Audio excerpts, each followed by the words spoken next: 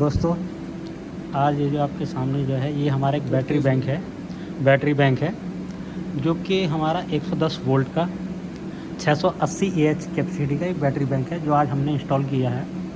इसमें आप देख सकते हैं ये अमर राजा कंपनी का है।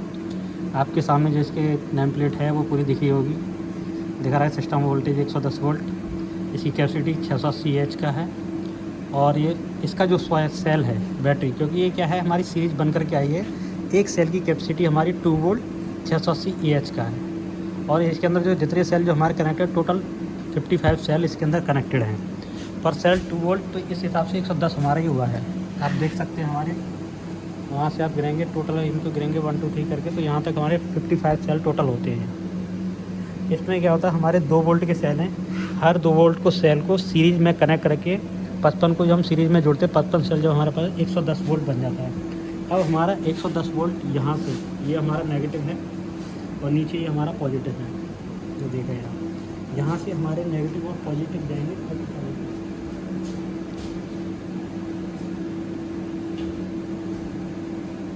अब ये हमारा नेगेटिव पॉजिटिव जो है ये आएगा हमारा चार्जर को, जो हमारा बैटरी बैंक का जो चार्जर है।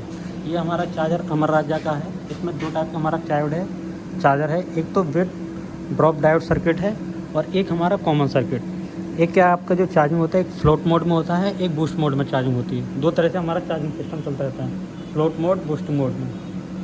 अब इसके हमारे सामने जो है अब ये जो दे रखा है चार्जर, यहाँ से सप्लाई आएगी हमारी 110 वोल्ट इसके अंदर आएगी। जब ये हमारा चार्जिंग होगा दोनों हमारे कॉमन में रहेंगे, ये वाला और ये वाला।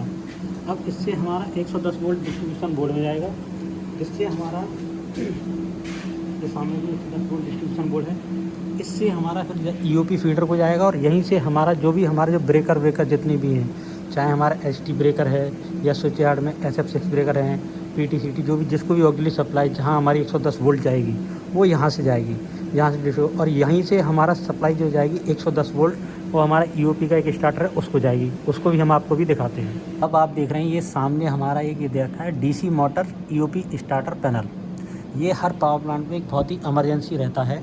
इसका काम ये रहता है जब हमारा ब्लैकआउट हो जाता है, हमारे पास AC सप्लाई जब हमारी पूरी तरह से फेल हो जाती है, तो हमारे टरबाइन को कूलिंग के लिए जो ऑयल जाता है वो इस मोटर के थ्रू ही जाता है। इसको बोलते हैं EOP, इमरजेंसी ऑयल पंप। तो ये जो हमारा ऑयल पंप रहता है 110 वोल्ट DC से चलता है। और ये जो सामने आपके दिख रहा है स्क्रीन पर, ये हमारा एक EOP स्टार्टर लगा हुआ है, जिसके अंदर हमारा ये 230 वोल्ट AC सप्लाई भी है, 110 वोल्ट DC का है और 220 AC UPS से जो सप्लाई आएगी। और EOP का ये हमारा इंडिकेशन लगा रखे हैं, ऑन का इंडिकेशन, ऑफ का इंडिकेशन, ये रेडी का इंडिकेशन, ये ओवरलोड ट्रिपिंग का उसका इंडिकेशन है। अब ये नीचे 3 हमारे बटन दे रखे हैं, एक हमारा EOP स्टॉप का है, ये EOP स्टार्ट का है, और ये हमारा लूब ऑयल का जो भी प्रेशर रहता है उसको बाईपास है, उसको इमरजेंसी जब हम चलाते हैं तो बाईपास करके चलाना पड़ता है। और जब प्रेशर आ जाता है तो ऑटोमेटिकली ऑफ हो जाता है। वो हमारा ऑफ तब होता है जब हमारा ब्लैकआउट के बाद जैसे ही हम नई सप्लाई को नॉर्मल करते हैं 220 वैसे हमारे पास आ जाता है। उसके बाद क्या हमारा EOP चल जाता है। EOP जब चल जाता है तो हमारा ऑयल प्रेशर जो रहता है टरबाइन का वो मेंटेन हो जाता है, और मेंटेन होने के बाद ये ऑटोमेटिकली ऑफ हो जाता है। अब हम आपको इस पर दिखाएंगे क्या होता है इसके अंदर। हाँ, तो दोस्तों ये हमारा ये EOP का स्टार्टर आ चुका है आपके सामने, आप देख रहे होंगे अंदर से हमारा इस तरीके का होता है। तो सामने आप देख रहे हैं ये हमारा एक SFE लगा हुआ है, ये हमारा SFE लगा हुआ है। और SFE के अलावा इसके अलावा हमारे ये 3 के कॉन्टैक्टर लगा रखे हैं, 1 2 3, ये हमारे पावर कॉन्टैक्टर हैं। ये हमारे EOP contactor K6 K7 K5 जब भी हमारे DC में सप्लाई आई थी तो DC में एज की स्टार्टर की तरह काम करता है ये हमारा। और ऊपर हमारे रेजिस्टेंस लगे हुए हैं, रेजिस्टेंस देख रहे हैं आपके R1 R2 के इस तरीके रेजिस्टेंस हीटिंग वगैरह के लिए। और नीचे हमारी ऑक्सिलरी कॉन्टैक्टर, कुछ हमारी MCB, एक रिले वगैरह जो मोटर की प्रोटेक्शन वगैरह के लिए, और जो भी आपकी इंटरलॉकिंग वगैरह सारी इसी के थ्रू होती है, प्रेशर के अकॉर्डिंग जो हमें कर चलाना होता है। इस शहर में मेन आपका इसका जो काम ये रहता है, जब भी हमारा यहाँ के AC सप्लाई फेल हो, तो हमारी AC सप्लाई जब फेल हो जाती है, प्लांट में कहीं भी AC सप्लाई नहीं होती, पर टरबाइन को कूलिंग के लिए हमें ऑयल देना पड़ता है। और ऑयल अगर आप उसको नहीं देंगे तो टर्बाइन में काफ़ी ज़्यादा दिक्कत हो जाती है, आपकी सॉफ्ट बैंड हो सकती है, कुछ भी हो सकता है, साइड एक्सपीरियंस वगैरह कहीं इस तरीके से वो हो सकती है, दिक्कत आ सकती है। तो इसलिए इस पैनल का होना और इसका चलना बहुत ज़रूरी रहता है।